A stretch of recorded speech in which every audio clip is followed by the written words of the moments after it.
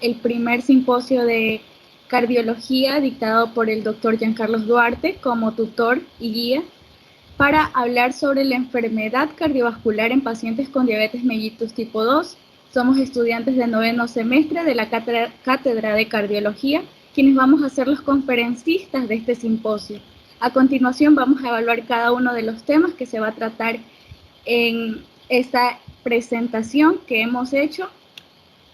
Como primer punto me presento, mi nombre es Mari Belén Borges Calva, voy a ser la moderadora de este grupo de exposición.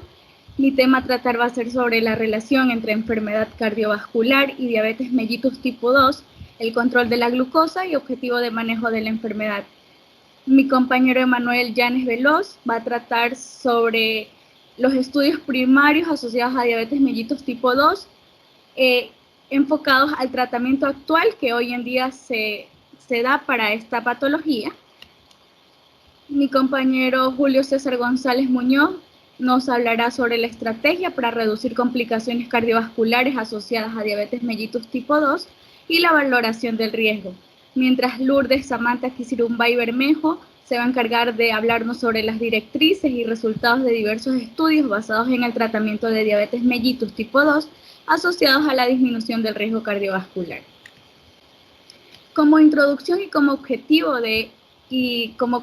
en sí de esta valoración que vamos a hacer de la enfermedad cardiovascular en pacientes con diabetes mellitus tipo 2, nos vamos a enfocar en la epidemiología, en las estrategias para reducción de riesgo cardiovascular, el control glucémico y enfermedad cardiovascular, los antidiabéticos que se administran para esta patología, la hipertensión, los lípidos, las aspirinas y toda la fisiopatología que conlleva en sí a tener un paciente diabético que va a sufrir una enfermedad más adelante cardiovascular.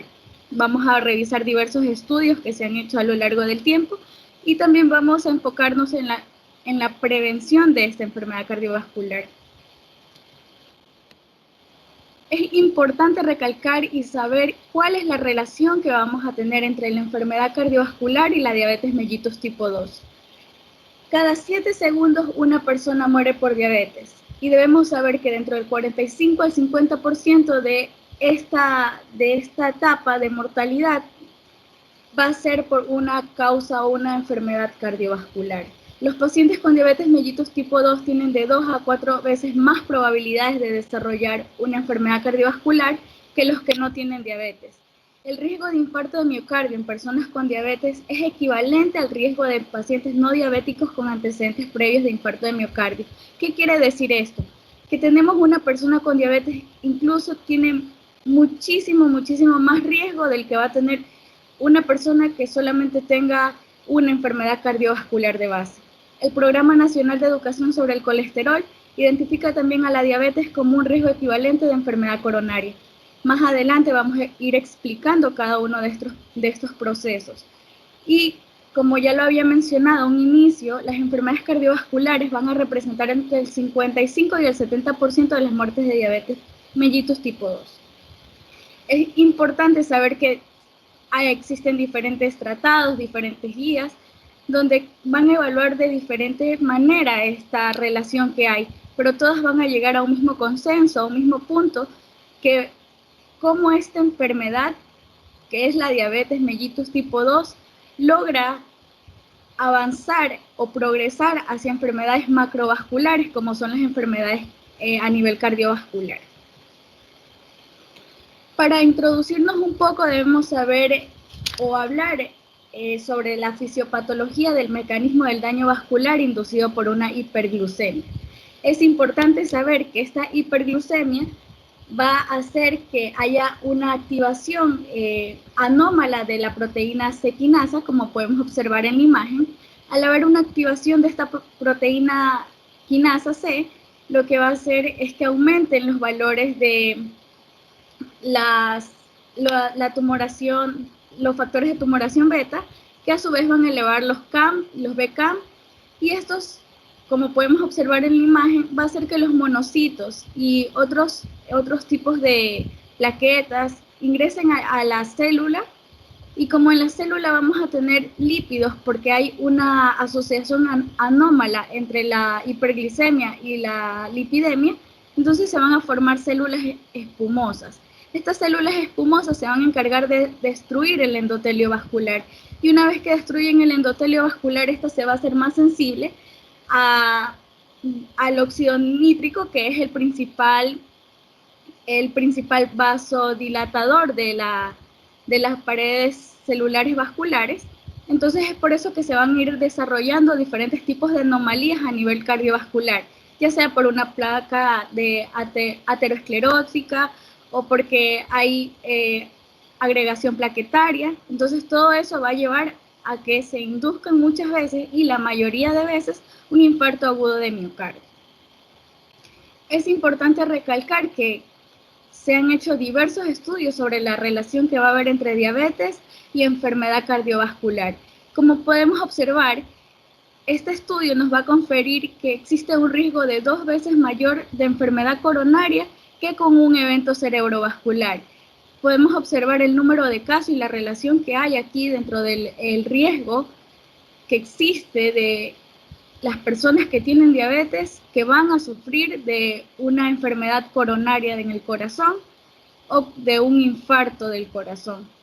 Es más, la relación se ve tan específica que podemos observar que no es lo mismo, que no es la misma secuencia que lleva a un accidente cerebrovascular. Y este análisis fue basado en personas, en pacientes que fueron escogidos al azar, pero que fueron seleccionados ya sea por el índice de masa corporal, la presión arterial sistólica, el sexo, la edad y si estos tenían hábitos tabáquicos o no. La diabetes mellitus tipo 2 y los eventos cardiovasculares van a tener una tasa de mortalidad elevada. Podemos observar aquí que los pacientes que no tienen ninguna de estas patologías de base, ya sea diabetes, ya sea accidente cerebrovascular, infarto de miocardio, no van a tener riesgo de una mortalidad alta, ¿verdad? Entonces, pero podemos evidenciar en este cuadro rojo cómo va incrementando la diabetes, el accidente cerebrovascular y el infarto de miocardio a un mismo nivel. Podemos ver que no existe gran diferencia entre estas tres. Y es por eso que debemos tomar en cuenta esta patología, porque muchas veces la pasamos desapercibida o tal vez solo administramos hipoglucemiantes como objetivo del tratamiento. Y nuestro enfoque debe ser mucho más amplio, ya que a la larga el paciente que tiene diabetes va a sufrir un accidente cerebrovascular o un infarto de miocardio, y eso va a incrementar el riesgo de mortalidad del mismo. Este estudio es un estudio que se realizó en 2015 y aquí se pudo ver el radio de cada uno de esta evaluación del riesgo de mortalidad que existe en estos pacientes, y así llegar a asociar la importancia que hay entre estas dos enfermedades. Es más, siempre van a ir de la mano. Hoy en día se debe basar y evaluar diversos factores de riesgo, y este es uno que siempre vamos a tener que tener en cuenta en un paciente con una enfermedad metabólica como es la diabetes mellitus tipo 2. Las tendencias en las tasas estandarizadas por edad de complicaciones relacionadas con la diabetes entre los adultos estadounidenses con una diabetes diagnosticada, como ya lo había mencionado, podrían presentar cualquiera de estas complicaciones. Sabemos que dentro de la diabetes van a haber tanto complicaciones microvasculares como macrovasculares, y realmente los hipoglucemiantes debemos saber que generalmente siempre van encaminados hacia tratar hacia los problemas que causan microvasculares. Pero en los macrovasculares estos enfoques han sido diversos, entonces realmente hay que hacer un análisis extenso de los mismos para poder llegar a un consenso y a un tratamiento generalizado para el paciente, que le evite así estos factores de riesgo, ya que tiene este factor de riesgo, este factor que ya lo predispone a tener un infarto agudo de miocardio, un accidente cerebrovascular, una amputación o una enfermedad renal en etapa terminal. Asimismo, podemos evidenciar que hoy en día, a comparación de 1990, 1995, 2000, van a ir disminuyendo, y es porque cada día se usan nuevas alternativas como tratamiento y se valora de una mejor manera al paciente. Es importante recalcar también cómo ha ido evolucionando a lo largo del tiempo, asimismo diferentes causas de muerte por diabetes que van asociadas a la enfermedad cardiovascular. Sin embargo, no era hasta 1998, 1999 que no le daban tanta importancia a esto. Es más, no lo creían porque eran estudios que fueron escogidos al azar en pacientes que se trataban, otros que no, pero este estudio fue muy amplio, entonces sí se pudo evidenciar que hubo una diferencia entre los pacientes que fueron tratados con diversos fármacos que no solo involucraban a los hipoglucemiantes, y podemos también evidenciar cómo aumentaba la tasa de mortalidad a medida que el paciente solamente se trataba con los mismos. Es por eso que debemos hacer un enfoque aquí en el control de la glucosa y cómo está asociada a la enfermedad cardiovascular. Aquí debe haber 5 pilares fundamentales que siempre debemos tener en cuenta y que vamos a ir viendo poco a poco, y su explicación fisiopatológica se dará en el transcurso de este simposio. Pero debemos recalcar siempre que el estilo de vida saludable debe ser uno de los parámetros más importantes y que debemos encaminar al paciente a los mismos, ya sea que tenga una enfermedad cardiovascular de base o también que tenga una diabetes mellitus tipo 2 o tipo 1. Siempre debemos encaminar al paciente a seguir un estilo de vida saludable, que pueda ejercitarse, que pueda comer bien. Entonces, una vez que tenemos el estilo de vida saludable, debemos guiar al paciente que tiene ya la diabetes mellitus 2 establecida a que no solamente sea un control de la glucosa, sino que también sea un control de la presión arterial. También debe hacerse una evaluación de los lípidos que tiene en el cuerpo, porque sabemos que estos van a generar las placas de aterosclerosis, que generalmente son las que van a causar el infarto de miocardio. Y aquí radica la importancia de seguir los 5 parámetros, que como podemos observar aquí es el control de la glucosa, el control de la presión arterial, la evaluación de los lípidos y evaluación de las placas que se están formando o que se podrían formar si es que no se administran fármacos como antitrombóticos o antiplaquetarios. Aquí en esta parte debemos recalcar que existieron muchos estudios a partir de 1992, 1998, 2008, 2009 y actualmente en el 2012. Estos estudios fueron el DCCT, el ACOR, el AVANCE, el BADT y el ORIGIN. Estos estudios nos van a demostrar en sí que el riesgo solamente administrando hipoglucemiantes aumentaba cada vez y más frecuente el infarto de miocardio o alguna enfermedad asociada al corazón. Es por eso que dentro de estos estudios surgieron diversos consensos que determinan que el efecto del tratamiento sobre el resultado macrovascular primario era realmente escaso, era realmente nulo. No podíamos diferenciar que hubiera una mejoría en pacientes que administrábamos hipoglucemiantes a nivel macrovascular. Entonces, durante todos estos estudios, lo que se pudo predecir, al menos en el estudio CORE, fue que en realidad cada vez que se daba un hipoglucemiante, aumentaba la tasa de muerte del paciente, aumentaba la tasa de mortalidad. Entonces lo hacía predisponente a una muerte más rápida y un predictor de mortalidad por cualquier causa, ya sea por accidente cerebrovascular, ya sea por un infarto de miocardio.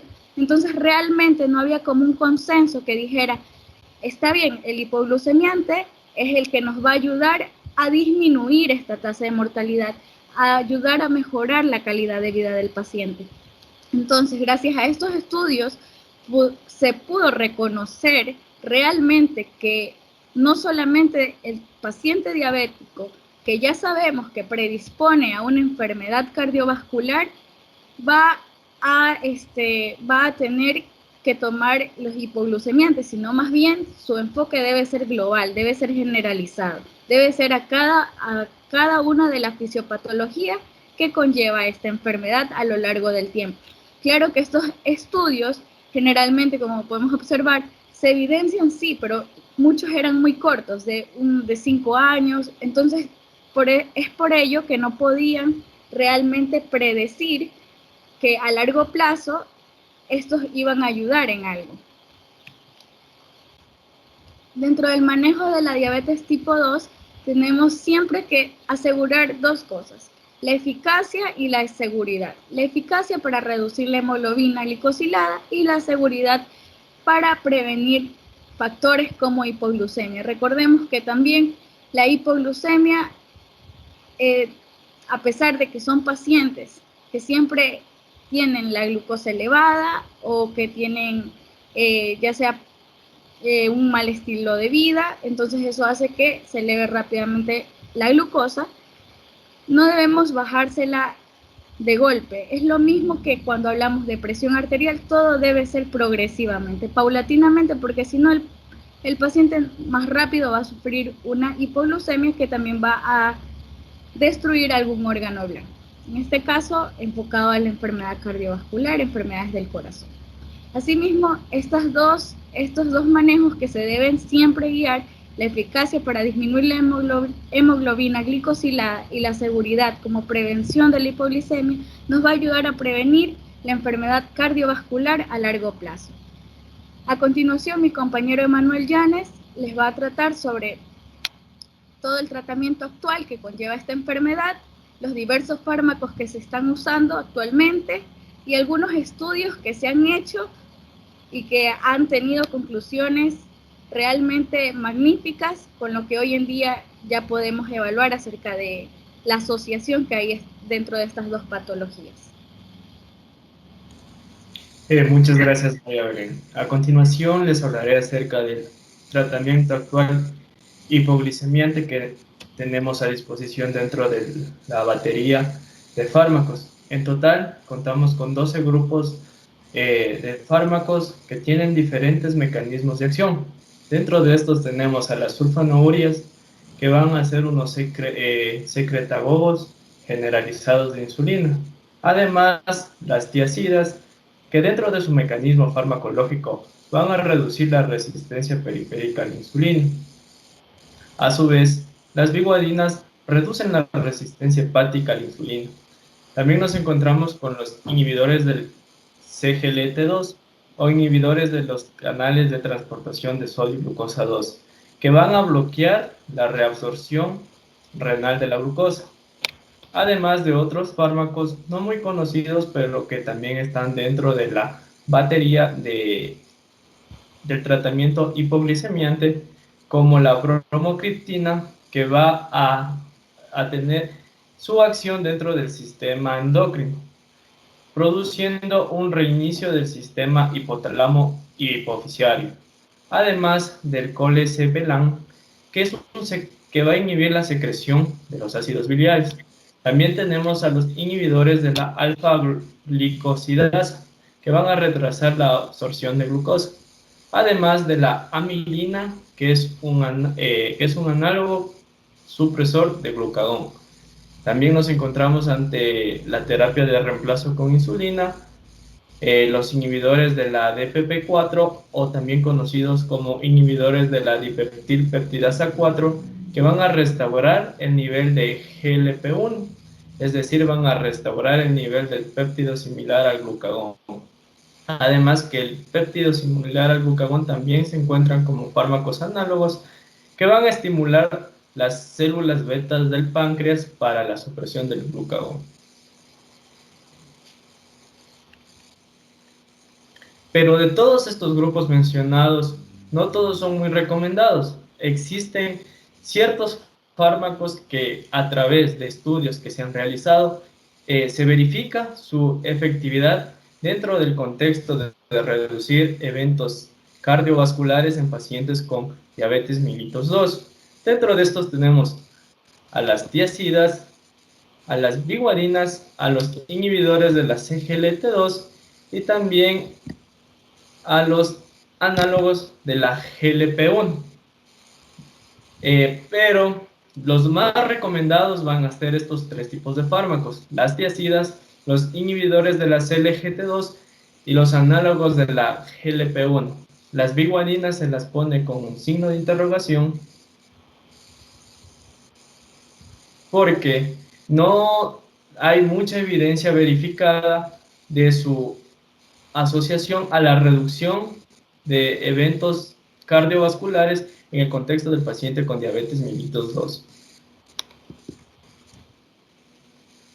Dentro de la metformina, un estudio que la avala como un fármaco muy bien tolerado en los pacientes con diabetes mellitus tipo 2 y a su vez el beneficio de la reducción de eventos cardiovasculares va a ser el estudio UCA-PDS o su traducción en español que sería el estudio prospectivo de diabetes del Reino Unido, el cual proporcionó evidencia de los efectos cardiovasculares de la metformina en pacientes con sobrepeso. Vamos a ver que dentro de los resultados de este estudio se especifica que el grupo que tuvo acceso al tratamiento con metformina tuvo un 39% menos riesgos de padecer infarto agudo de miocardio que los pacientes que se sometieron a un tratamiento convencional. A su vez, nos damos cuenta que la reducción significativa de padecer este evento se mantuvo durante un tiempo de 10 años. En la figura del lado derecho se puede apreciar que todos los límites superiores de insuficiencia cardíaca se ven reducidos a un nivel inferior a 1. Por ende, podemos concluir que la metformina es un muy buen fármaco que nos ayuda a reducir la eventualidad de eventos cardiovasculares y a su vez dentro de este estudio se asocia que añadida una sulfoneuria frente a pacientes que solo han sido tratados con una sulfoneuria, los pacientes que solo han recibido el tratamiento con sulfoneurias tienen un mayor riesgo de muerte relacionada con diabetes y también de mortalidad por otras causas. Por ende, el número es relativamente muy pequeño para confirmar la protección cardiovascular.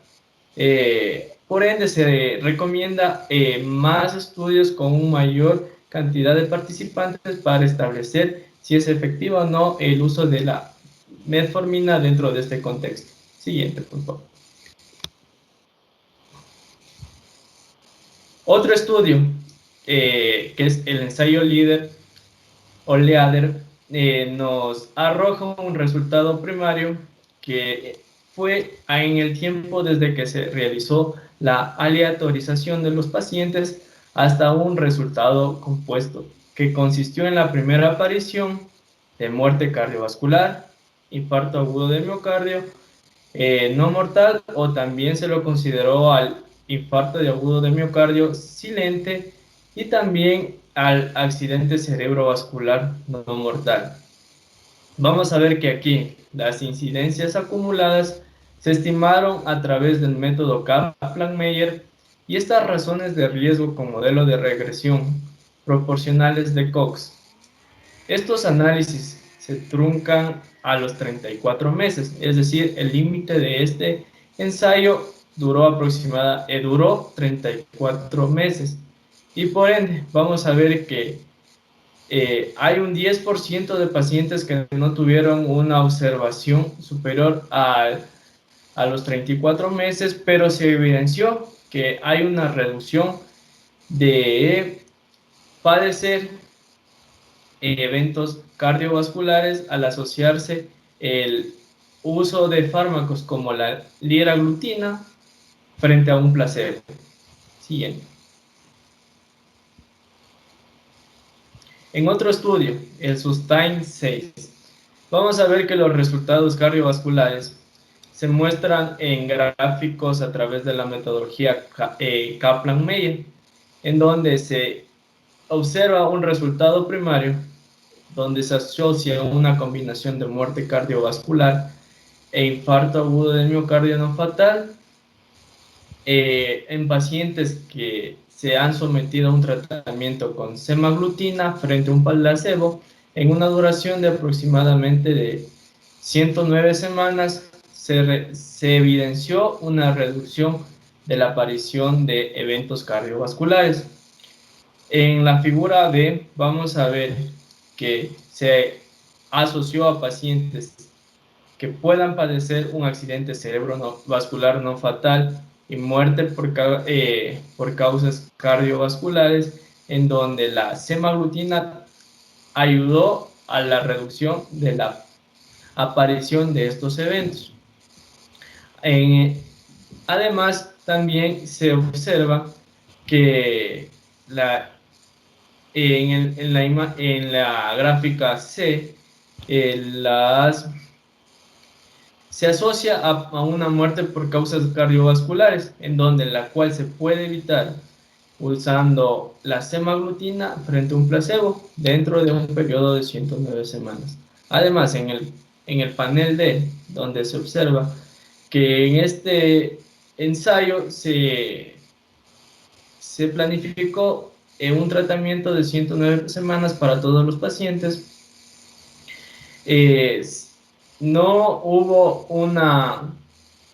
una reducción de este tipo de eventos. Por ende, se puede concluir que en el panel C no hubo eventos en el grupo de la semaglutida después de la semana 104. Vamos a ver que estos recuadros nos muestran los mismos datos de un eje y una expansión en tiempo. Siguiente.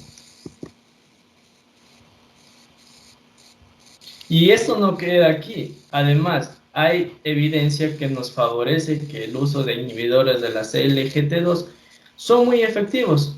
3 estudios publicados en el New England Journal of Medicine nos demuestran que el uso de estos fármacos son muy efectivos. En este caso tenemos los dos primeros ensayos, el EMPA-REG y el CANVAS, en donde se demostró que la empaglifosina y la canaglifosina redujo la aparición de eventos cardiovasculares. Dentro de esto se incluyó la muerte cardiovascular, el infarto agudo de miocardio o la muerte cerebrovascular no fatal. En el estudio de Clark-Timmy 58 se estudió la dapaglifosina y se evidenció que esta no redujo la tasa de la aparición de eventos cerebrovasculares, pero sí redujo la tasa de muerte cardiovascular o el ingreso al hospital por insuficiencia cardíaca. También se evidenció que la empaglifosina se asocia con una progresión más lenta de enfermedad renal y tasas muy bajas de aparición de enfermedades clínicamente relevantes.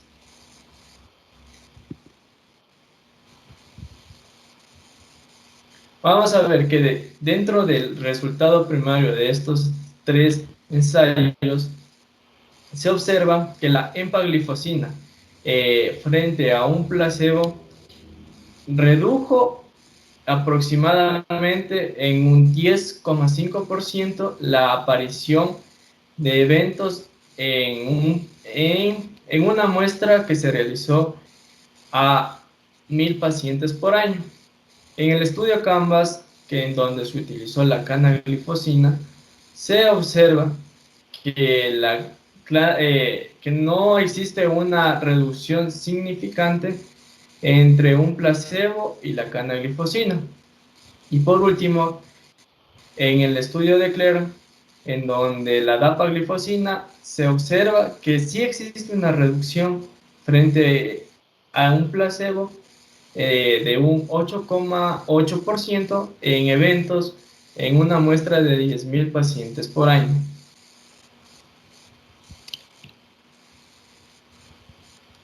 Ya. Dentro del contexto de una hospitalización por insuficiencia cardíaca, se ha observado que es el fuerte del uso de los inhibidores de los SGLT2.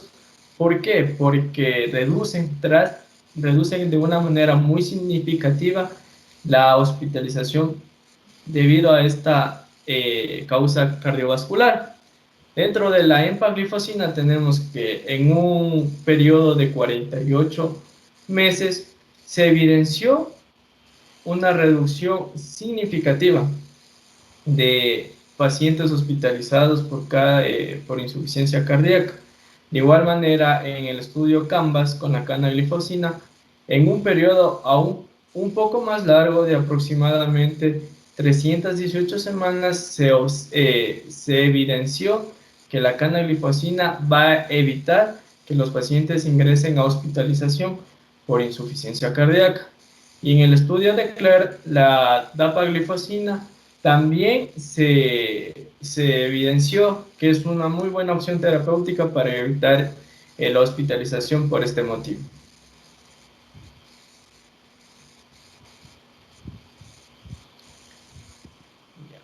Dentro de las normas que nos da la American Diabetes Association para la atención de pacientes diabéticos basados en la guía del 2018, vamos a ver que nos debemos enfrentar ante dos escenarios, ya sea la monoterapia o la duoterapia.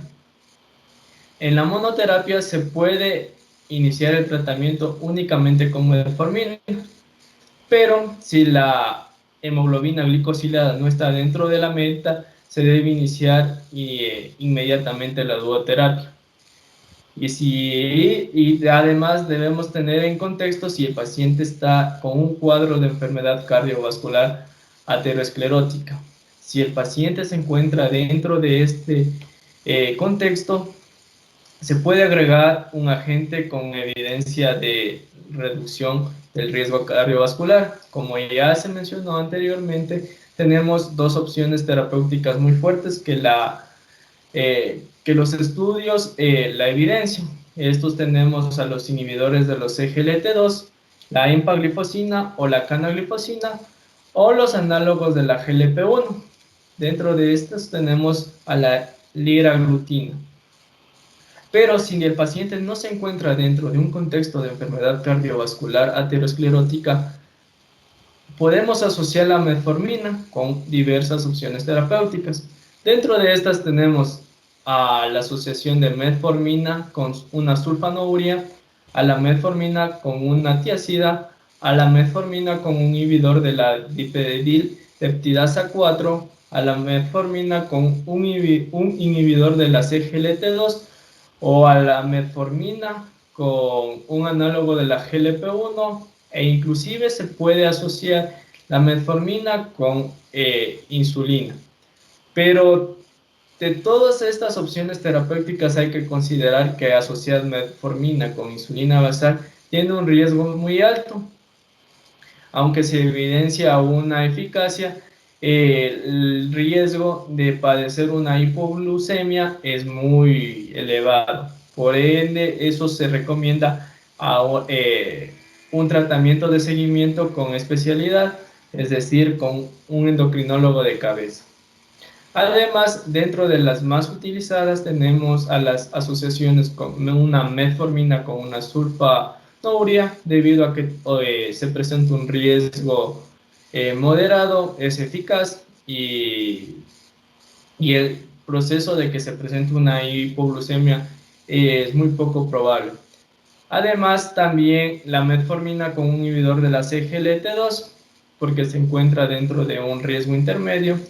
Y también una de las contraindicaciones va a ser que se va a producir una glucosuria o una deshidratación.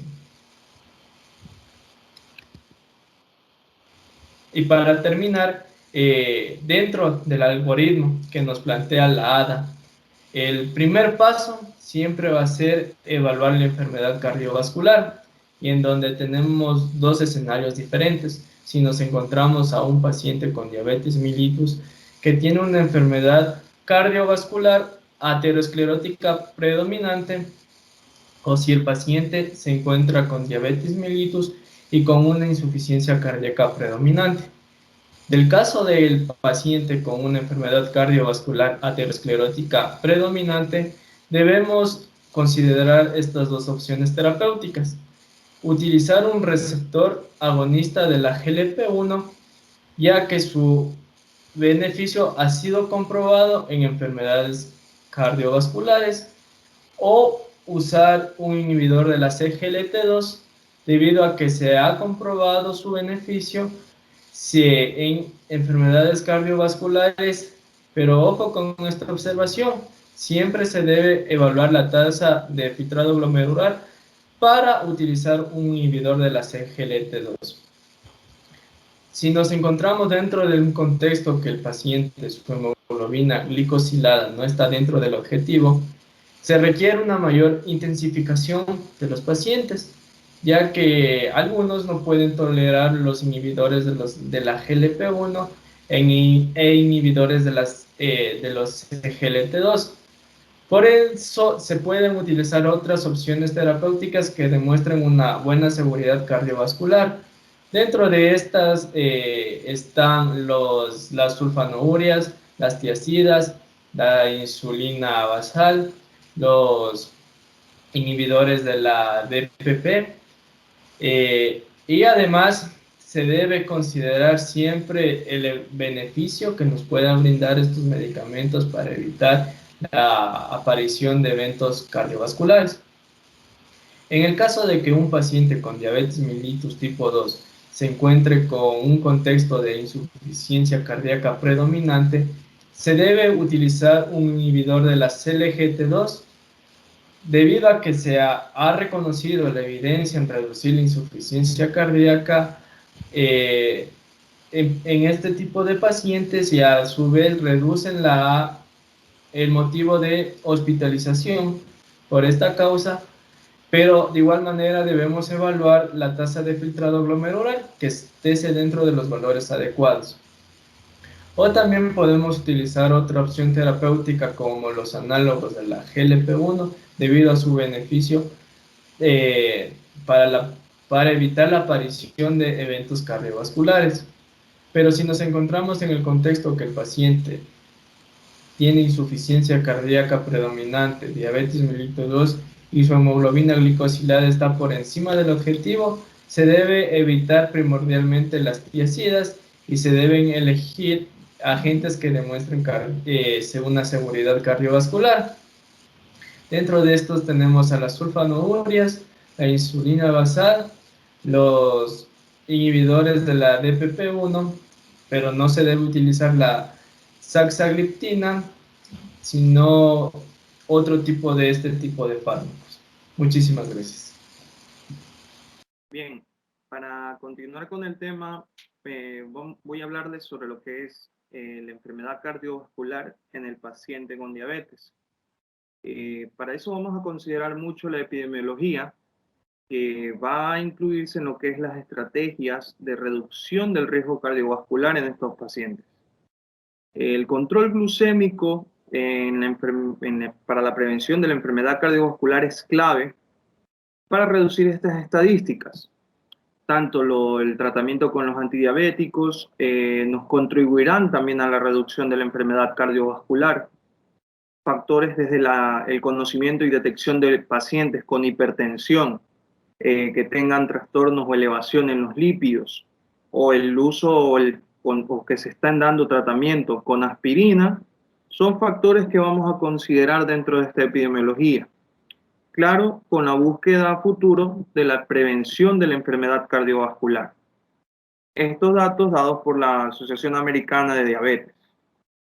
Pero también otros estudios, como el UKPDS, que ya ha sido nombrado mucho y se ha tomado mucho en cuenta, ya que nos ha aportado con varios datos y nos ha logrado posicionar a nivel de investigación sobre la diabetes y la relación con las enfermedades cardiovasculares, va a existir que es necesario el control exhaustivo de la presión arterial y de esta manera ver que este control que es estricto va a dar unos factores y es comparado dentro de esta investigación del UKPDS, en el cual aquí en el cuadro nos presentan cómo se dio el control estricto contra el menos estricto, reflejando tanto la presión arterial media que se obtuvo en el menos estricto entre el 154 sobre 87 milímetros de mercurio como una presión media.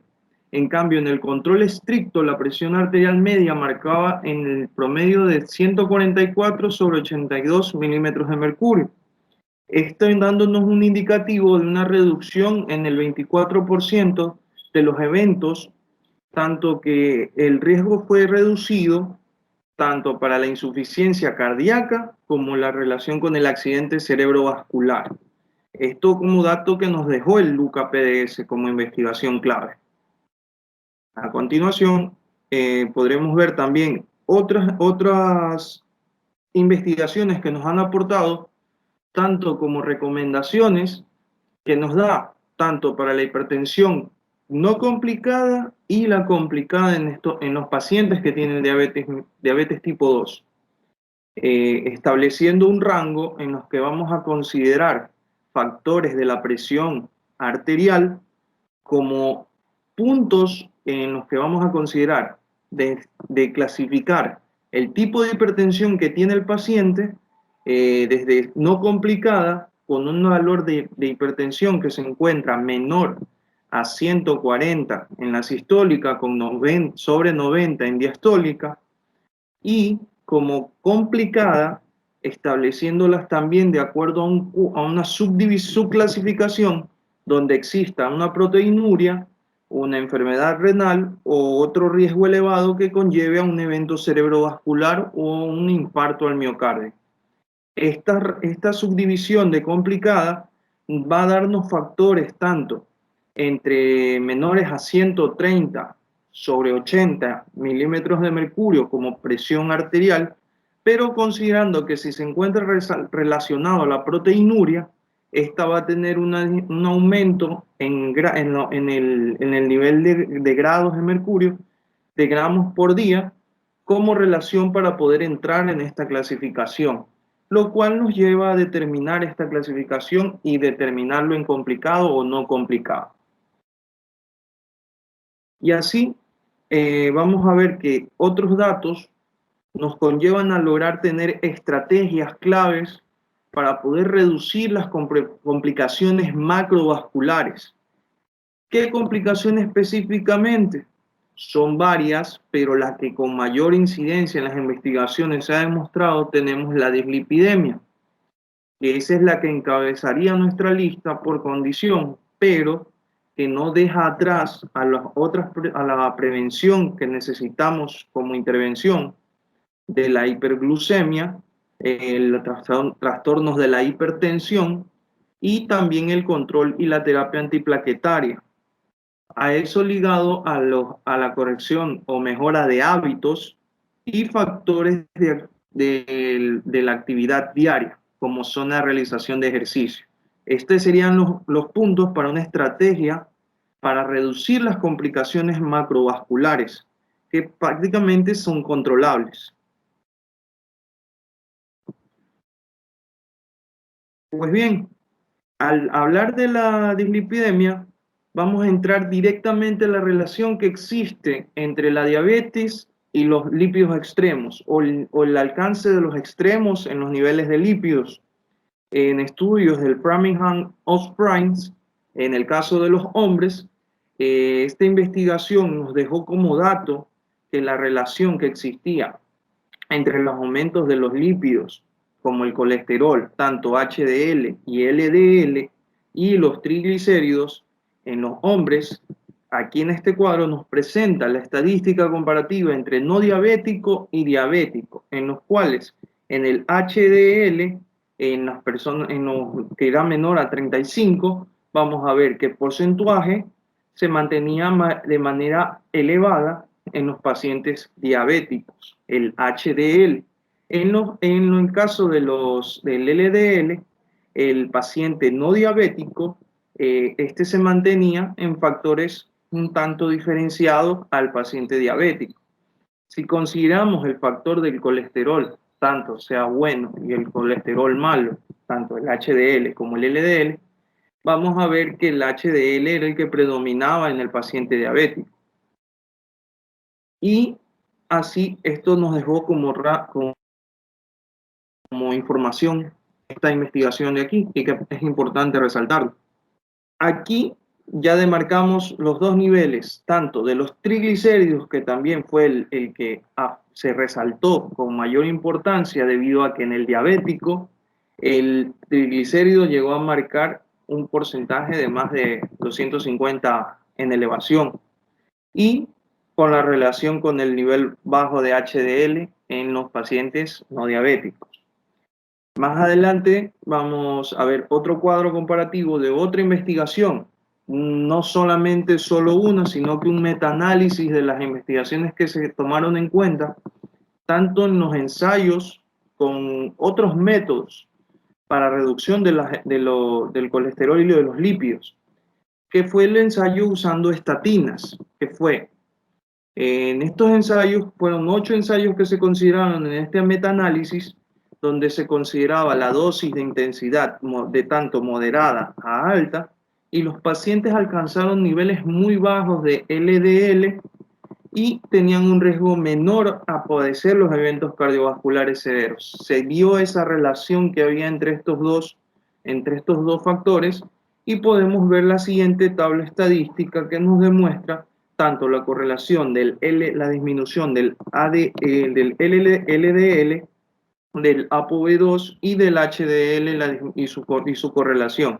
En estos 3 factores, en estos grupos, donde vamos a ver de que se hacen cortes y se encuentran tanto el alcance de la disminución de la concentración de colesterol y de lipoproteínas aterogénicas durante el ensayo, que fueron consideradas como un dato estadístico dentro de la relación miligramos por decilitro, y que aquí en los niveles muy bajos que se alcanzan son del LDL, lo cual nos conlleva la relación de menor riesgo alcanzado a que este cociente estadístico de riesgo ajustado, tanto en la correlación con los diferentes eventos cardiovasculares.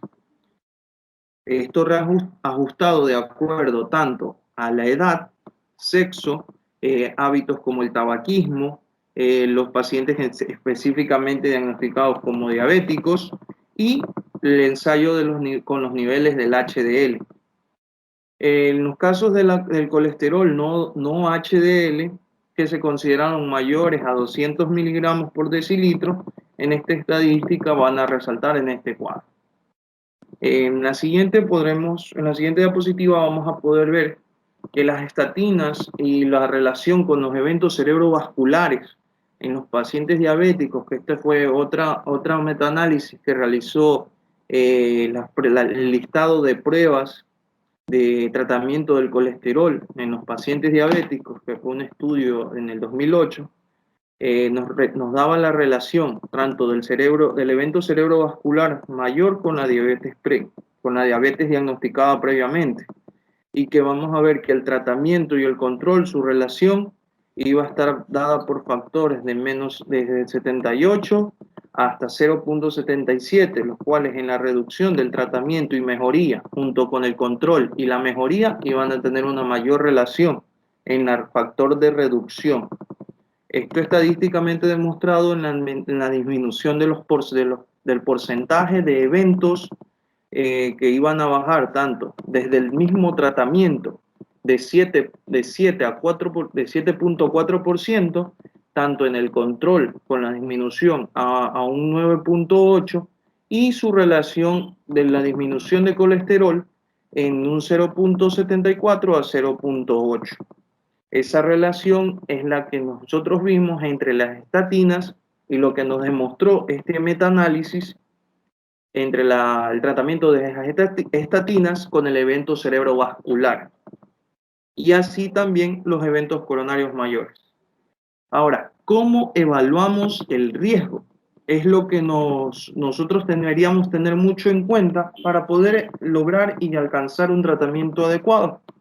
Las recomendaciones que van asociadas son ligadas a ciertas preguntas que vamos a encontrar tanto el riesgo de un evento coronario a 10 años, vamos a que nos va a definir tanto en alto, moderado o bajo, debe determinarse mediante una evaluación detallada. ¿Cuál va a ser esta evaluación? Existen herramientas como el grado C, el BEL 4, que se pueden utilizar de acuerdo al coste-beneficio, donde vamos a ver que existe desde la evaluación de riesgos de Framingham, el usar la mesa de mínimo de 10 años con el factor de la enfermedad cardiovascular aterosclerótica, incluido con el resultado del cálculo del número de calcificación de arterias coronarias y el usar el puntaje de riesgo de Reynolds, que son escalas que nosotros vamos a poder usar para valorar el tiempo de evento coronario en 10 años, y que también vamos a incluir tanto estudios desde la PCR de alta intensidad con antecedentes familiares de la enfermedad cardiovascular aterosclerótica. Todos estos factores son los que nos van a ayudar a permitir, junto con esta batería de evaluaciones, de escalas, a lograr evaluar el factor de riesgo. También vamos a ver tanto la concentración del HDL en los niveles que se mantengan mayores a 60 miligramos por decilitros, en los cuales vamos a restar el factor de riesgo del perfil general, tanto dado por la batería de grado B y la BEL2, y vamos a ver también la incorporación de la clasificación de los triglicéridos elevados, junto con las evaluaciones de riesgo para ayudar a las decisiones de tratamiento. ¿Qué nos van a dar esto como resultado? Que estas baterías aplicadas del grado B nos van a dar también una determinante al tratamiento que vamos a emplear. A continuación vamos a ver también otras recomendaciones que van a estar un poco más ordenadas, dadas por las categorías, tanto del paciente que haya tenido antecedentes cardiovasculares, de la enfermedad arteriosclerótica, y el objetivo del tratamiento específico del LDL. Aquí vamos a ver que esta está definida en categorías tanto de extremo, muy alto riesgo, el de alto riesgo, el de riesgo moderado y el de bajo riesgo. En el de riesgo extremo vamos a ver que estos factores relacionados al tiempo a 10 años, tenemos la aparición progresiva que se puede dar de los factores arterioscleróticos, que incluyen tanto la angina inestable en individuos que pueden alcanzar un LDL menor a 70 miligramos por decilitro, y los factores de enfermedad cardiovascular clínica establecida en individuos con diabetes mellitus o que se encuentren en un factor de estadio 3 o 4 de insuficiencia renal crónica. También en las historias de los pacientes con arteriosclerosis, enfermedad arteriosclerótica, diabética, que sea de aparecimiento prematuro, que sean personas, en este caso pacientes, hombres menores de 55 y mujeres menores de 65. ¿Cuál va a ser el objetivo de tratamiento que se quiere alcanzar? Es de que el LDL en este paciente que tenga estas características sea de menor de 55 miligramos por decilitro, y en lo que es el HDL en menor a 80 miligramos por decilitro. El ApoB en valoraciones de menores de 70 miligramos por decilitro. En el caso de la categoría de muy alto riesgo, serían pacientes que tengan características de hospitalización establecida o recientes por síndromes de complicación aguda o enfermedad coronaria o enfermedad carotidia de tipo vascular periférica, o que tengan lo que nos va a llevar a la valoración de riesgo mayor al 20%. También el aparecimiento como característica, el aparecimiento de la diabetes mellitus o enfermedad renal crónica en estadio 3 o 4 con uno o más factores, que vamos a ver. El objetivo del tratamiento en esta tabla nos establece que el LDL llegue a menor a 70 miligramos por decilitro, el HDL a menos de 100 miligramos por decilitro y el ApoB como menor a 80 miligramos por decilitro. En el caso de la categoría de alto riesgo, que vamos a ver que se suman más o igual a 2 factores de riesgo de más de 10 años, nos van a dar categorías entre el 10 al 20% de factor de riesgo.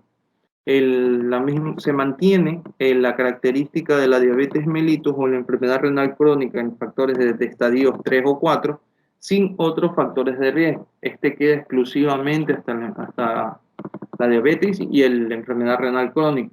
en los cuales ya los objetivos cambian. El objetivo de tratamiento se vuelve un poco más específico hacia mayores de 100 miligramos por decilitro, en lo que es LDL, en el HDL mayor a 130 miligramos por decilitro y en el ApoB el mayor a 90 miligramos por decilitro. En cambio, en el riesgo moderado, ya solamente se considera los factores de riesgo a 10 años que sean menor al 10% y se va a mantener de manera similar, una gran similitud con el objetivo de tratamiento de mayor al 100%, de mayor al 100 miligramos por decilitro, en el LDL, en el HDL de mayor a 130 miligramos por decilitro y en el ApoB de mayor a 90 miligramos por decilitro. Esta correlación que existe entre el alto riesgo y el riesgo moderado se podríamos considerar que desde el momento que alcanza el rango de riesgo moderado, estaríamos actuando directamente también con un posible caso de alto riesgo. De manera preventiva, la escala ya va dando un tratamiento con un objetivo para ambos grados de riesgo. En cambio, en el riesgo bajo, vamos a ver que existan 0 rasgos de factores de riesgo y que el objetivo del tratamiento se mantenga en mayores a 130 miligramos por decilitro, en el LDL, en el HDL mayores a 160 miligramos por decilitro y el caso del ApoB no se lo consideraría representativo dentro de esta categoría. Más adelante vamos a ver que estos objetivos, tanto en los pacientes, un poco más práctico aquí en este momento, vamos a ver que en pacientes de 40 a 75 años con diabetes mellitus y que presenten un LDL de mayor o igual a 70 miligramos por decilitro, en una descomposición de miliosmol que vendría a ser mayor a 1.8 miliosmol por litro, comienza un tratamiento con estatinas de intensidad moderada sin calcular el riesgo del desarrollo de la enfermedad a 10 años arteriosclerótica, este paciente va a alcanzar, vamos a ver que no va a lograr, o sea, aplicando los objetivos, va a lograr mantener o disminuir el nivel del LDL. Esto debido al tratamiento específico que se da con las estatinas de intensidad moderada. En cambio, en pacientes con diabetes mellitus de mayor riesgo, en donde se vean que tengan factores de riesgo, aquellos de más de entre 50 y 75 años, en los cuales es razonable usar las estatinas de alta intensidad para reducir el LDL en un 50%, se va a tener como un objetivo de éxito para tratar a este rango de edad de pacientes que tengan esta característica o factor de riesgo. A continuación, vamos a ver que también nos da directrices en lo que es la Asociación de Diabetes Americana, en los cuales en la guía 2018 ellos establecen también un tratamiento o terapia con estatinas que nos van a ayudar tanto con específicamente las estatinas de tipo de intensidad alta y de intensidad moderada. Diferenciadas en este estudio, nos puede dar que la terapia con estatinas de alta intensidad, el colesterol se redujo en más del 50% en el empleo de atorvastatina de 40 a 80 miligramos y la rosuvastatina de 20 a 40 miligramos en esa dosis. En cambio, en la terapia con estatinas de intensidad moderada, se redujo el colesterol LDL en un 30 y un 50%. Eso quiere decir que empleando atorvastatina en dosis menores de 10 a 20 miligramos, la rosuvastatina entre 5 a 10 miligramos, la simvastatina de 20 a 40 miligramos, también el empleo de la pravastatina de 40 a 80 miligramos, la lovastatina en 40 miligramos, la fluvastatina XL de 80 miligramos y la pitavastatina en dosis de 2 a 4 miligramos fueron los que causaron estas estatinas permitieron la reducción del colesterol LDL.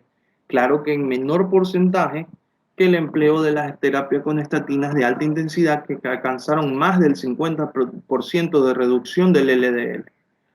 Resaltando algo que este estudio consideró que la dosificación del LD de la fluvastatin XL fue de un lanzamiento extendido y después de una dosis de una sola vez al día, lo cual en la comparación entre las dos sería más efectivo a las de mediana intensidad.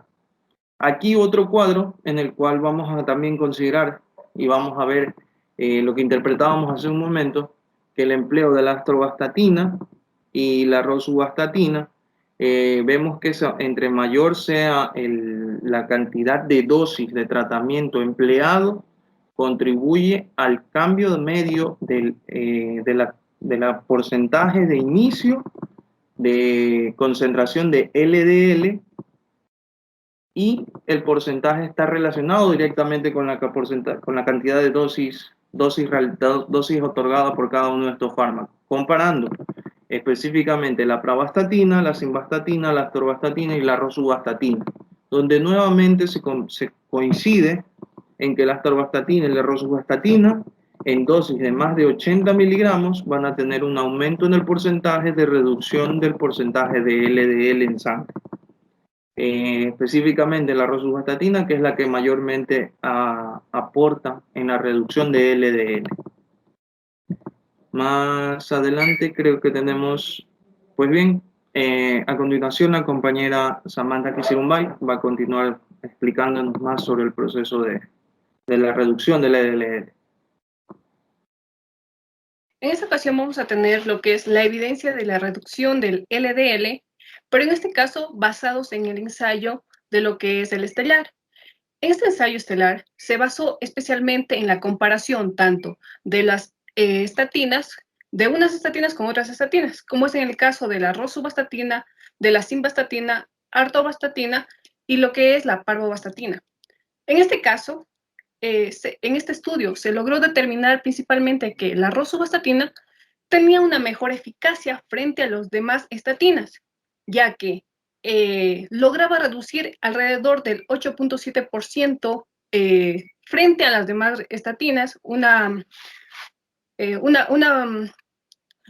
reducción eficaz acerca de lo que es el colesterol, con el objetivo de determinar es una reducción del menos del 70% del colesterol. En este caso, al utilizar lo que es la rosuvastatina, con el mínimo de los 10 miligramos, podíamos obtener ya la disminución del colesterol. Entonces, esto nos quiere decir que, a su vez, si aumentamos la dosis, es decir, aumentamos a los 40 miligramos de rosuvastatina, quiere decir que vamos a tener una mejor respuesta en la disminución del colesterol. Por lo tanto, aparte de tener una disminución del colesterol, podríamos también tener una disminución en cuanto a los triglicéridos. Bien, en este estudio también podemos determinar que no solamente podemos basarnos en el uso de las estatinas para disminuir el colesterol, sino que también podemos utilizar lo que es la ezetimiba, los inhibidores de la proteína convertasa subtinicilquesina tipo 9 y los inhibidores de la proteína de transferina de éster de colesterol. Siguiente. Bien, tenemos otro ensayo, otro estudio, en el cual es el estudio IMPROVE-IT. En este estudio se basó principalmente en ¿qué?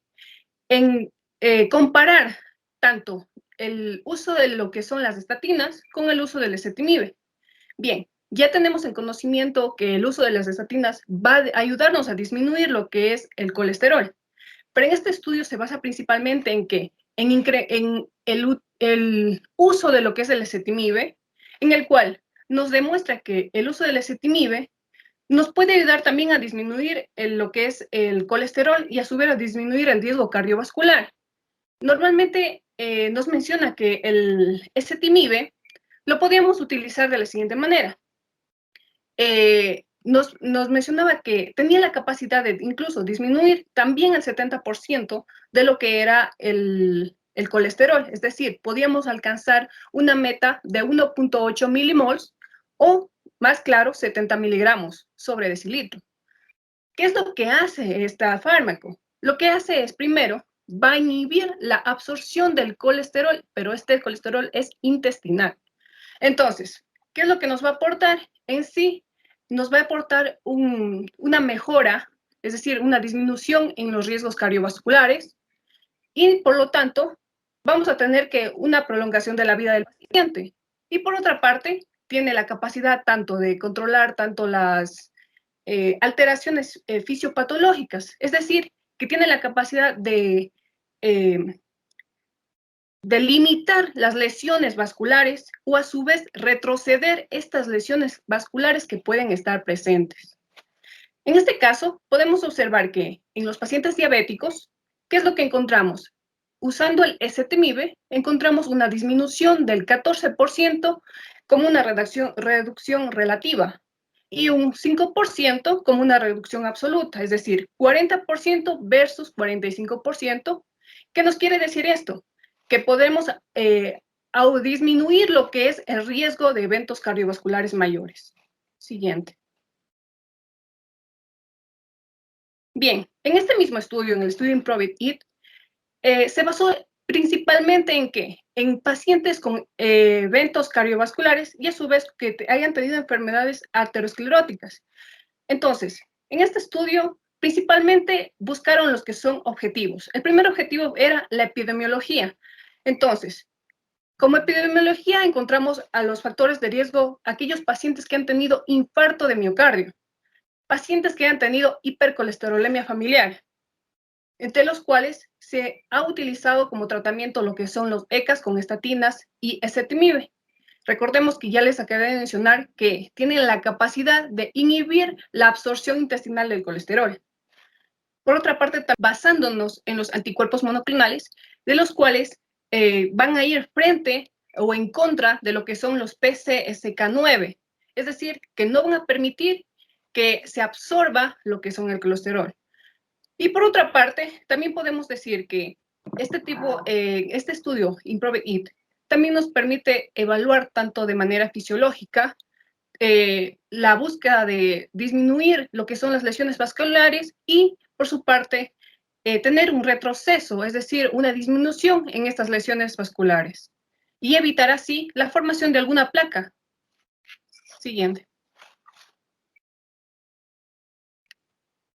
Bien, en cuanto al estudio de Lancet, este estudio de Lancet, normalmente este estudio se basó en el estudio tanto de los pacientes que tengan enfermedades con riesgo cardiovascular asociados a lo que son diabetes. En este caso, estos pacientes vamos a encontrar los diferentes subgrupos de diabetes basales, como es la diabetes, que ya sea por historia clínica, por paciente con la revisión de registros médicos, una hemoglobina glicosilada menor a 6.5, una tasa de filtración glomerular menor a 126 miligramos sobre decilitro, estos pacientes van a ser considerados diabéticos. Por otra parte, tenemos a los pacientes que van a ser considerados como prediabéticos, aquellos que tienen una hemoglobina glicosilada basal de 5.7 a 6.4%, una tasa de filtración glomerular de 100 a 25 miligramos, los cuales pueden ser considerados como normoglucémicos. Por otra parte, tenemos el criterio de valoración principal, en las cuales van a cursar con muerte cardiovascular, infarto agudo de miocardio, hospitalizaciones por eventos cerebrovasculares, revascularización coronaria. Ojo aquí, porque estos son los primeros criterios para que formen parte de este estudio de Lancet.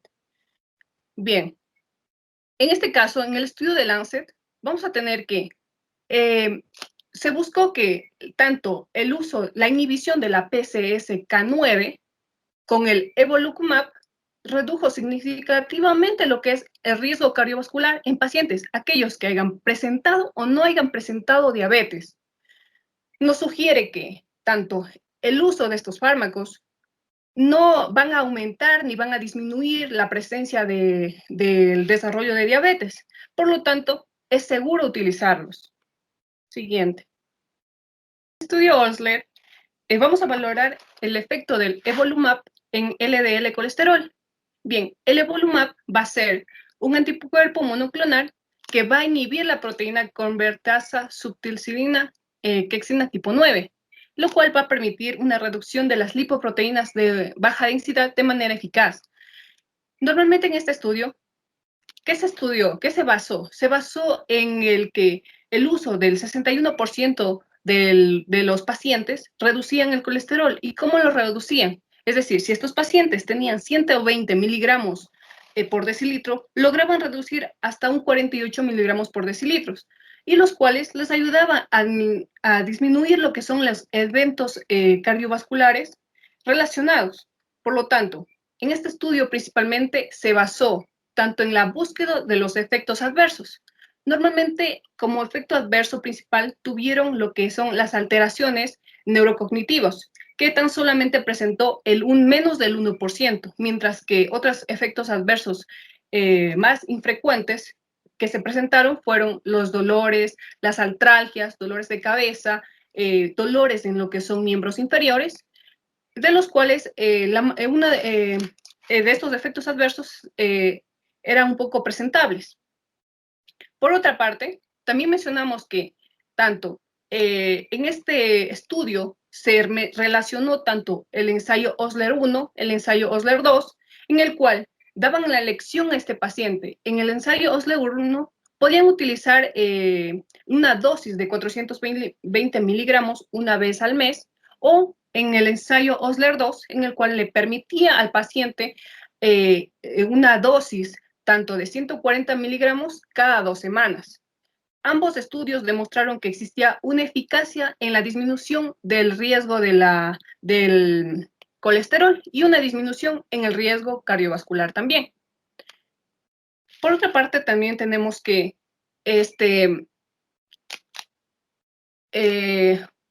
uno de los efectos adversos también relacionados también fue lo que son incluyeron lo que son muertes con eventos cardiovasculares, infarto de miocardio, la presencia de angina inestable, pacientes que requerían hospitalización, que fueron tomados como un rango principal para el estudio de este ensayo Osler. Siguiente. Qué horror. Bien. ¿Cuál es el primer enfoque para reducir los TG plasmáticos en pacientes con diabetes mellitus tipo 2? Bueno, en este caso va a ser primero intensificar lo que es el cambio del estilo de vida, optimizar el control glucémico para pacientes con niveles elevados de triglicéridos, es decir, pacientes que tengan mayor de 150 miligramos sobre decilitros, o colesterol HDL bajo, es decir, menos de 40 miligramos en lo que son hombres y menos de 50 miligramos para mujeres. Para pacientes con triglicéridos en ayunas con niveles mayor de 500 miligramos sobre decilitro, es decir, 5.7 milosmoles sobre litro, también evaluar las causas secundarias de hipertrigliceridemia y considerar una terapia médica para reducir el riesgo de pancreatitis. Bien, en cuanto a las recomendaciones del ADA sobre la terapia combinada frente a TG2 altos, tenemos, primero, los niveles bajos de colesterol, a menudo asociados con triglicéridos elevados, son el patrón más prevalente de la dislipidemia en personas con diabetes mellitus tipo 2. Sin embargo, la evidencia de base de los medicamentos que se dirigen a estas fracciones de lípidos es significativamente menos sólida que el tratamiento con estatinas. Y por otra parte, se ha demostrado que la terapia combinada incrementa la aparición de complicaciones en enfermedades cardiovasculares y por lo general no se recomienda. Siguiente. Ahora, ¿qué pasa con el ácido acetilsalicílico para la prevención de las enfermedades cardiovasculares? En cuanto en este estudio, cabe recalcar que el uso de ácido acetilsalicílico es muy eficaz para prevenir las enfermedades cardiovasculares, pero no tienen un gran efecto frente a las personas que sufren de enfermedades cardiovasculares con diabetes. Por lo tanto, en este caso no se recomienda el uso de ácido salicílico. Siguiente. Tenemos otro estudio que es la intervención multifactorial y enfermedad cardiovascular en pacientes con diabetes tipo 2. En este caso, se tomó como muestra a aquellos pacientes que hayan sufrido por lo menos infarto de miocardio no mortal, accidentes cerebrovasculares no mortales, hayan tenido una revascularización o hayan presentado algún tipo de amputación. Por lo tanto, en este tipo de pacientes se buscó como primer punto disminuir lo que es la hiperglucemia, disminuir lo que es significativamente una enfermedad cardiovascular y por lo tanto mantenerlos mediante un tratamiento convencional o un tratamiento intensivo. Se tomó como base principal en un rango a los pacientes que tenían en el rango de edad de los 55.1 años y con un seguimiento de como mínimo de 7 a 8 años. Ahora bien, cabe recalcar que en este estudio demostró que tanto el tratamiento intensivo logró mejores resultados que un tratamiento convencional, ya que en el tratamiento intensivo se logró principalmente una disminución del colesterol, una disminución de la presión diastólica, en el cual a niveles entre los 10 a los 5 milímetros de mercurio, respectivamente tanto de la presión sistólica y diastólica, en los cuales logró una mejor rango, es decir, logró un mejor rango de porcentaje de disminución de riesgo cardiovascular del 3%, y a su vez aquellas enfermedades adyacentes como una retinopatía diabética, en los cuales los pacientes, este grupo de pacientes, lograron disminuir de manera muy significativa la presencia de este tipo de alteraciones o efectos adversos. Siguiente. Aquí podemos ver en el grupo intensivo que tuvo mejores resultados cardiovasculares. Como podemos ver, lo que es la línea roja, que se trata de la terapia convencional, y la línea azul, que es la terapia intensiva. Podemos observar que en la terapia intensiva se obtuvo una mejor reducción del riesgo vascular. Por lo tanto, podemos definir que la terapia intensiva obtuvo mejores resultados que la terapia convencional. Siguiente. Y por último, vamos a resumir lo que son pautas para el tratamiento de la dislipidemia de la diabetes mellitus tipo 2. La primera pauta sería que la diabetes es un factor de riesgo importante en la enfermedad cardiovascular. Segundo, que el enfoque a tratar la dislipidemia en diabetes mellitus tipo 2 no solo debe ser basado en el control de la glucosa, sino que también en el control de la presión, de los lípidos, los hábitos como dejar de fumar e incluso incluir a este paciente el uso de la aspirina, que notablemente ayuda en la reducción del riesgo cardiovascular. Y por otra parte, buscar que el LDL bajo se encuentre menor, es decir, se encuentre bajo como una prevención secundaria, especialmente en aquellos pacientes que tienen alto riesgo cardiovascular. Y por otra parte, también existe un área incierta. El riesgo aterogénico por triglicéridos elevados o HDLC bajo, la evidencia aún es inadecuada para recomendaciones sólidas. Compañeros, es importante todo lo que hemos recalcado dentro de esta exposición, dentro de cada uno de los estudios que se han realizado. Podemos evidenciar que esta enfermedad no solo la debemos ver como un proceso que solo ocurre de un factor endocrinológico, sino más bien encaminado a diversos factores como la principal causa de mortalidad, que es la enfermedad cardiovascular.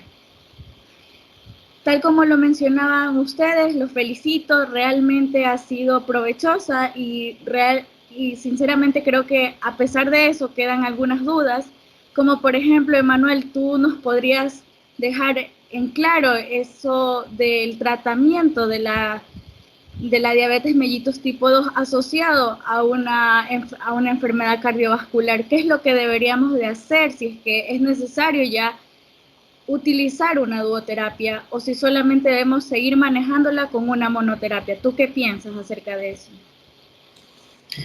Pues es una interesante pregunta y lo que nos debemos enfocar siempre es al contexto del paciente. Si el paciente se encuentra dentro de los objetivos glicémicos normales, es decir, una hemoglobina glicosilada menor de 6.5, se puede utilizar una monoterapia únicamente con metformina, pero si el paciente se llegase a encontrar en un contexto de una hemoglobina glicosilada elevada, se debe pensar ya en una terapia dual. Y a su vez debemos tener en cuenta si el paciente está con una enfermedad cardiovascular aterosclerótica, en donde se debe emplear otro tipo de tratamiento aparte de los medicamentos empleados para el control de su diabetes mellitus. Exacto, es decir, que nosotros debemos ver al paciente como persona, es decir, una atención individualizada, que es lo que debemos seguir siempre, ya que no todos los pacientes van a hacer solo uso de monoterapia porque tiene diabetes mellitus tipo 2, sino que debemos ver más allá. Con todos estos estudios, pues queda en evidencia la problemática que antes existía y cómo ha ido reduciendo el riesgo de mortalidad y la incidencia de estas enfermedades cardiovasculares con el pasar del tiempo, además de los desarrollos de diferentes tipos de terapéuticas que día a día van surgiendo a través de los estudios. Bueno, Lourdes, aquí hemos hablado de diversos estudios, pero es importante recalcar cuáles deberían ser las pautas que debemos considerar para un tratamiento de una dislipidemia. Como ya lo habías mencionado, eran una serie de estudios que se hicieron en base a esto. Entonces, en un resumen breve, ¿qué nos podrías decir acerca de esto? Muy bien. Podemos decir que ciertas pautas principales tendríamos primero que diagnosticar lo que es la diabetes como un factor de riesgo importante frente a lo que es la enfermedad cardiovascular. Como segundo punto, enfocarnos de manera multifactorial en el control de la glucosa, en la presión arterial, los lípidos, los hábitos del paciente, como es el dejar de fumar, y a esto agregarle lo que es el uso de la aspirina para reducir el riesgo cardiovascular. Y por otra parte, intentar mantener un LDL más bajo para una prevención secundaria y para disminuir el riesgo de los pacientes. Muy bien, me parece interesante tu intervención. Por otro lado, Julio, tú nos recordabas la importancia del estudio UKPDS. Nos decías que a pesar de que era el que más se mencionaba, tú hacías énfasis en algo en particular. Cuéntanos, ¿qué entendíamos sobre ese estudio? Lo que resaltaba mucho en el UKPDS fue que en ese momento, en el año en que se realizó ese estudio y el periodo de tiempo, pudo dar pautas para las posteriores guías que se desarrollaron y que se elaboraron, porque nos daba una visión generalizada sobre todas las afecciones y sobre lo que necesitábamos evaluar y controlar para que los pacientes que tenían diabetes no llegaran a desarrollar una condición cardiovascular complicada que los lleve a infartos o que les lleve a eventos cerebrovasculares. Entonces, este estudio nos dio mucha información y las pautas para los posteriores guías que se elaboraron de una manera rápida en ese año en que se realizó el estudio. Exacto, muy bien, muchas gracias. Y es importante, queda aquí evidenciado que realmente las complicaciones macrovasculares también hay que darles relatividad en esta patología. Muchas veces solo nos encaminamos a dar hipoglucemiantes, o antes se manejaba así y no solamente en la parte endocrinológica, y ya sabemos que hoy necesitamos un cardiólogo de la mano. Entonces son enfermedades que realmente van ligadas la una con la otra, estrechamente relacionadas, y eso jamás debemos olvidarlo. Para ello vamos a tener la presentación de un caso clínico que nos va a demostrar cómo se manejan el comportamiento de este tipo de enfermedades, cómo es que interactúan y qué es lo que debemos hacer.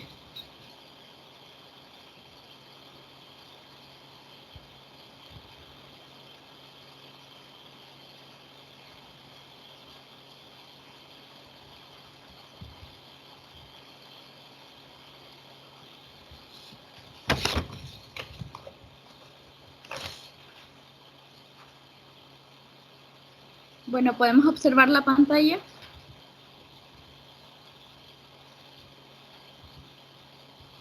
Chicos. Sí. Sí. Chicos, ustedes van a interactuar conmigo. Prenden su micrófono. No, sí se ve, sí se ve. Sí, sí se ve. Ya, bueno.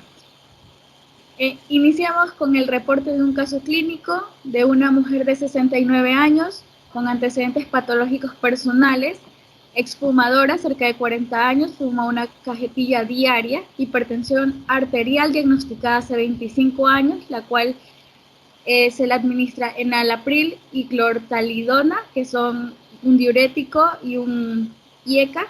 También tenemos que la paciente fue diagnosticada con diabetes mellitus no insulino dependiente hace 15 años, por lo que se le da 2 tabletas diarias de metformina. El motivo de la consulta de la paciente es por cansancio fácil y dolor de cuello de carácter opresivo y que aparece a los esfuerzos físicos. Julio, ¿tú qué crees que va encaminado este motivo de consulta? ¿Qué es lo que te hace pensar? ¿Hacia dónde crees que va dirigido un posible diagnóstico? ¿Qué es lo que se te viene a la mente cuando vemos ese tipo de motivos de consulta con una paciente con esos antecedentes patológicos personales?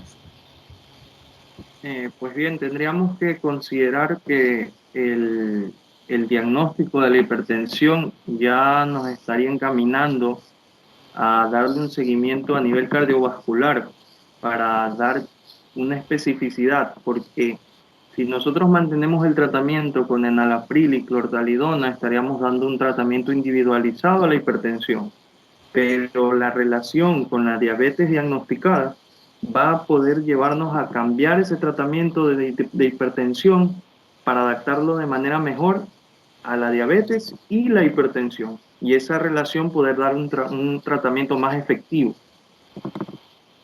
Estoy totalmente de acuerdo contigo. Sigamos viendo acerca de este caso. Dentro de la inspección general, podemos observar que el IMC de esta paciente es de 29,6 kilogramos por metro cuadrado. Emanuel, ¿qué te hace pensar este índice de masa corporal de la paciente con estos antecedentes que ya decíamos que tenía diabetes mellitus tipo 2, hipertensión arterial y que además era fumadora? Todos estos datos que se ha recabado de la paciente, que se presenta en el caso clínico y con ese índice de masa corporal, nos puede ir guiando que la paciente se encuentre en un sobrepeso y su perfil lipídico esté alterado, es decir, esté elevado. Hay una disminución del LDL y una elevación del LDL y también de los triglicéridos. Por eso sería muy recomendable tener ya a disposición los exámenes y los resultados para ya empezar con una integración y el manejo de la paciente. Muy de acuerdo contigo. Aquí procedemos a realizar los exámenes complementarios y podemos observar que se ha hecho el colesterol, triglicéridos, la glucemia y la creatinina, los cuales son valores importantes para una paciente con este tipo de antecedentes. Y Lourdes, cuéntame, ¿tú qué ves aquí que está normal? ¿Qué piensas de estos valores que se están dando dentro de los exámenes complementarios? Muy bien. En los exámenes complementarios podemos ver que existe una elevación del colesterol, los triglicéridos y la glucemia, en el cual podemos observar que la paciente puede tener o va a tener un aumento de lo que es el colesterol y puede incluso referirnos a que puede presentar una diabetes. Exacto, Lourdes. Vamos a ver cuáles son estos valores. Tenemos los valores de la paciente. Entonces el colesterol se encuentra en 6,74 milismoles sobre litros. Tenemos que el colesterol total va a ser de 5,2 milismoles sobre litros. Por ende, podemos constatar que se encuentran elevados. Asimismo, los triglicéridos tienen 3,09 milismoles sobre litros, cuando lo normal sería tener 1,7 milismoles sobre litros. La glucemia está en 8,74 milismoles sobre litros y lo normal sería tener menor a 6,9 milismoles sobre litros. También en el electrocardiograma vamos a encontrar ondas T aplanadas de B1 y B6 que nos orientan aún más a decir que hay una afectación a nivel cardiovascular. ¿Qué se procede a hacer aquí? Se realiza una coronariografía en el laboratorio de hemodinamia, donde se puede observar que hay una estenosis del 85% del cuerpo del tronco coronario izquierdo, hay lesión del 50% en la porción proximal obtusa marginal, Sin embargo, otros vasos se encuentran sin lesiones realmente significativas. Se procede a dilatar el tronco coronario izquierdo y se coloca un stent liberador de fármaco en el cuerpo del mismo. Se usa la vía radial derecha y se logra un éxito dentro de este procedimiento. La paciente es egresada a las 24 horas del procedimiento y se impuso un tratamiento con clopidogrel, aspirina, es decir, se agregó una doble antiagregación al menos por un año, atorvastatina, enalapril, atenolol y cloratilodona, que es lo que ya se le administraba. Sin embargo, podemos observar que son diversos fármacos, muy aparte de que ella es diabética. Entonces, Emanuel, ¿qué podría hacer que la paciente tenga que tomar tantos fármacos?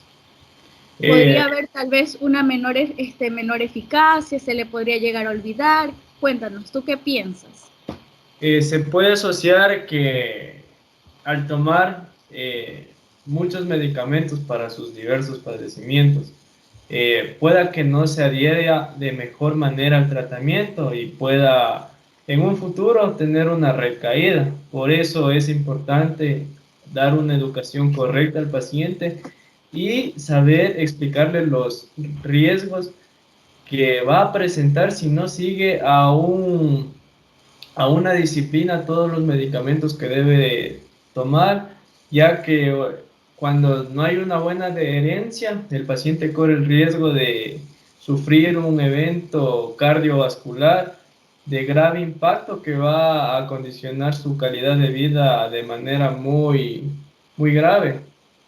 Así es, Emanuel, estoy totalmente de acuerdo contigo y fue lo que le sucedió a la paciente. Realmente vemos como 5 meses después de la intervención que se realizó, ella va a referir que va a presentar opresión precordial que dura 5 minutos y que se alivia solamente con una nitroglicerina sublingual. Al interrogatorio se constata un poco control metabólico, es decir, que hemos dejado pasar la diabetes mellitus tipo 2, no la hemos sabido cuidar y aparte tenemos muchas transgresiones medicamentosas.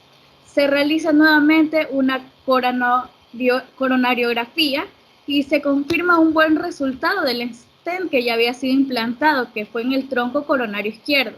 Sin embargo, podemos aquí evidenciar una enfermedad aterosclerótica, ya que existían lesiones del 80% de la arteria circunfleja y en la obtusa marginal. Es decir, que ya no solamente teníamos la obstrucción del tronco coronario izquierdo, que en este momento a los 5 meses ya se encontraba normalizado por la colocación del stent, sino que surgen más problemas. Entonces, ¿qué es lo que se realiza aquí? Se realiza un nuevo procedimiento, asimismo se le coloca otro stent. A los 7 meses la paciente se mantiene asintomática con buen control después de realizarle el segundo procedimiento y esta va cumpliendo una correcta rehabilitación.